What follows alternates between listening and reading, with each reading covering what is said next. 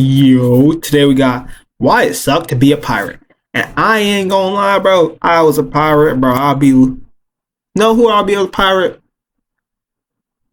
With recent events, I will low key be Rox D Zebek.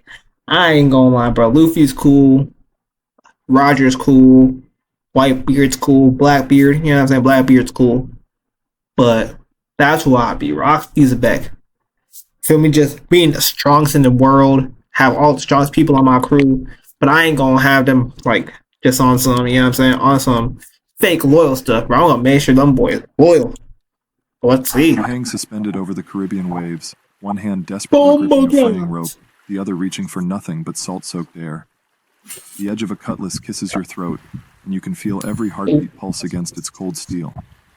Welcome to your job interview, pirate style. Join or feed the fish, cabin boy. Join. The scarred face above you splits into what might be a grin or might be a snarl, hard to tell with half his teeth missing. 15 years of living hasn't prepared you for this moment. Then again, being an orphan on the streets of Bristol hadn't prepared you for much except surviving. And right now, that's all that matters. Below you, the afternoon sun paints the waves a deceiving, peaceful blue. The merchant ship you'd called home for the past year gently rocks beside the massive pirate. Nah, but being a pirate would be low-key cool, something like most of the time when you're not like fighting for your life, because you just get to sail in the ocean. Just get a look at the ocean. You feel me? Maybe some fish, some sharks, some dolphins. Maybe once in a while, you and your crewmates might just go swimming with the fishes, not like dead, but like just swimming. That'd be a vibe. I ain't gonna lie. Vessel that caught her, like a Minecraft villager facing a creeper. You know exactly how this ends. The screams from the main deck have mostly stopped now. Funny how quickly surrender happens when there's a blade at your throat and your captor looks like he flosses with barbed wire. Your potential new employer is getting impatient. Dear Canadian exporter. I ain't gonna lie, bro. Just like you said, bro, I'm a survivor. I'm gonna join that pirate group for Showski. Okay, this how you use the sword? Yeah, bro, I'm beyond that. Tick-tock, boy. Fish ain't got all day. A splash somewhere behind you emphasizes his point. Probably another crew member making their choice. The wrong choice. Join. You think about the orphanage master who always said you'd end up swinging from a rope. Well, at least the rope part is accurate. Your first test of survival isn't fighting or plundering. It's saying yes before your throat becomes a second smile. The words barely squeak out. I'll join. The cutlass disappears, replaced by a rough hand yanking you back onto solid deck. Welcome to the Black Barrel's crew, your new captain announces with all the warmth of a hungry shark. Oh, it's a... Man, I thought it was a shark for real. You've got one day to prove you're worth more alive than dead. Cool. How's that for your first hour in piracy? No time to celebrate. What would I do to prove my worth? I'm cleaning like you know what I'm saying? I'm in that.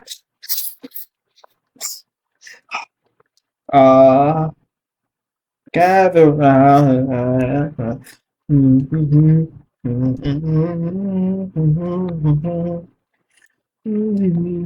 I'm probably gonna cook some, you know what I'm saying? Give me some rice, give me some ketchup, give me some steak. I'll make some. Give me some fish, bro. I'll make some steak for Showski. So, you've got 24 hours to learn tasks that most sailors take years to master. Your hands are shaking, but they better steady quick. There's rigging to climb, knots to tie, and 100 ways to die if you mess up either. Bars. Make that 101. Yikes. Welcome to your crash course in piracy. First lesson. Everything on a pirate ship is trying to kill you. The ropes, the sails, the crew, even the splinters. Your hands look like you've been arm wrestling with a porcupine, and that's just from your first hour of training. Up the mainmast, fresh meat. What would my drip be? Like what classic pirate drip would I want? I don't think I would go pirate hat. I think I would go bandana. I'll go bandana on them. Like bandana. Low-key something like this. Yeah, I might just go like this. Sword on the side. Sword on the side. Nope. 2 swords. Just for aesthetic. I ain't gonna lie, bro. No, not even for aesthetic. I'll be Musashi Mizumoto of pirates. And then Yeah, bandana, and that's Your new it. supervisor is a one-eyed brute they call Patch. Ooh, I might want to go stripes. Hold on. Real creative, these pirates. The mainmast stretches up like a tower, swaying with each wave. Fun fact, falling from that height doesn't just kill you, it gives the sharks a pre-tenderized meal. Damn. But here's the thing about growing up on the streets. You learned early that surviving means adapting fast. And that's why we don't climb after rum hour, Patch grunts, not even bothering to look overboard. By sunset, you're scrambling through the rigging like you were born to it, making mental notes of which ropes look more trustworthy than your new crewmates. The months blur together like rum and seawater. Hey, damn, what do you know? Graduated from powder monkey to proper crew member, which means more responsibilities and more creative ways to die. The crew stopped betting on when you'll get killed. Now they're betting on how. Your odds are split between swallowed by storm and stabbed over stolen rum. You never understood why everyone was so afraid of scurvy, until old Pete tried to tell you a joke one morning. Why'd the pirate skip church? He grins, his bleeding gums turning his smile into... I ain't gonna lie, bro. Let's rob somebody, get some money, and get people some new teeth around here. That's how I'm moving as a pirate cap. We gonna be known as the Smile Pirates. Everybody on this ship is gonna get right. I don't care. We ain't get you diamonds, wood, veneers. We gonna make sure you got teeth around here. I don't like talking to people with bad teeth. Something from a nightmare. The punchline is lost forever as his remaining teeth stage a mass exodus, abandoning ship like rats from a sinking vessel. You stare at his soup, now featuring a disturbing new garnish. Well, old Pete mumbles through his newly spacious mouth, at least I won't need to floss anymore. After that, you become the ship's most enthusiastic orange eater. Nothing motivates a healthy diet quite like watching someone's teeth retire early. For real. The crew found old Pete's dental disaster hilarious, of course. Pirates have a twisted sense of humor about everything, especially each other's misfortunes. That's just how things work here, where politics flows freely as alcohol. Every crew member has alliances, grudges, and secrets. Your street-smart instincts serve you well here. You know when to speak, when to stay quiet, and most importantly, when to pretend you're too busy cleaning the cannon to hear anything incriminating. Nature decides to test your newfound confidence with your first major storm. The sky turns black as pitch. Waves tall as church steeples crash over the deck. I ain't gonna lie, bro. I'm in that. I'm gonna be using my hockey. Feel me? I'm gonna cut the storm in half. Sword stop. Storm gunner.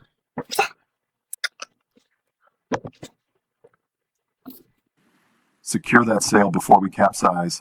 Captain's orders boom over the howling wind. You're already moving, scaling the rigging like a spider on rum. Something's changed. You're not that terrified cabin boy anymore. You're a pirate who's learned to dance with death and occasionally step on its toes. Your quick thinking saves not just the sail, but 3 crew members. Though unfortunately, not the guy who thought holding onto the anchor chain was a good idea. Idiot. Well, that's one way to visit Davy Jones, you mutter, helping another sailor to safety. That night, as the storm calms, you're invited to share rum with the veteran crew.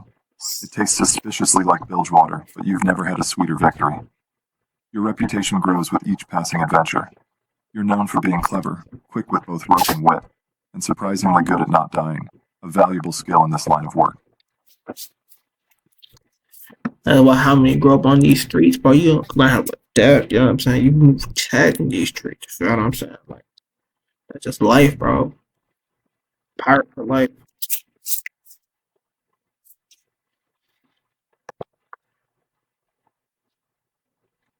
Your first real command comes during a raid on a Dutch merchant vessel. The captain's either testing your potential or running out of options. Hard to tell with it. No. I would go Blake on one side, sword on the other. Yeah. His poker face. Either way, you're suddenly in charge of a boarding party, and everyone's waiting to see if leadership suits you better than that stolen officer's coat you're wearing. Spoiler, at least the coat fits. Your plan is brilliantly desperate. While the main crew creates a distraction at the bow, you lead your team up the stern using grappling hooks and pure audacity. Cool. But when one trigger-happy pirate turns your stealthy raid into a gunpowder party, you improvise. Fire in the hold. You yell, even though there isn't one. Yet. Okay, let's pack them all up. In the chaos of your manufactured panic, your team secures the cargo hold while the Dutch crew is busy throwing water at imaginary flames. Cool. The captain calls it unconventional tactics. Patch just calls it crazy enough to work. Then comes the fever that sweeps through the crew like a ghost. With half the crew delirious and the other half close to mutiny, you keep the ship running through equal parts medicine, threats, and creative lying about how close you are to the next port.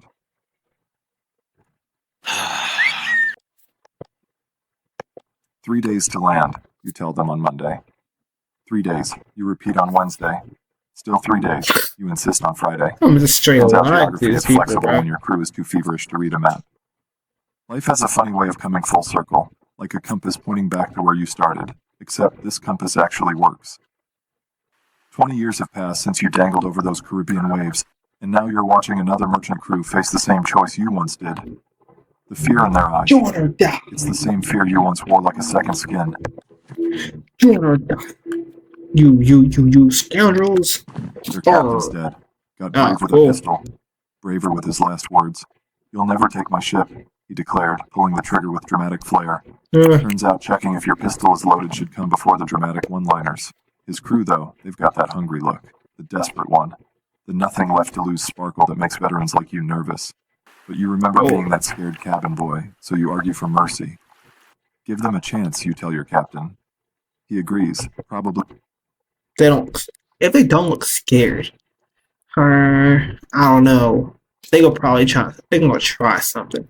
I think we gotta beat some fear inside them.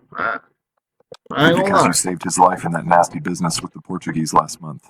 You should have remembered, desperate men are dangerous men. The new recruits learn quickly, ask all the right questions, laugh at all the right jokes. But you notice things others don't. The whispers that stop when you approach, the way they cluster together during watch changes, the missing daggers from the weapons store, though that last one might just be Patch's terrible inventory skills again. It happens during the midnight watch. You're at the helm, watching the stars dance across the black Caribbean sky, when you hear it, the soft padding of too many feet for a regular watch change. Bit late for a social call, lads, you say without turning. Moonlight reveals what starlight concealed. You're surrounded by shadows with sharp edges. The new recruits, led by that young firebrand who reminds you so much of yourself. Well, maybe not that much like yourself. Your hand inches toward your pistol, but you already know how this ends. A true pirate goes down fighting.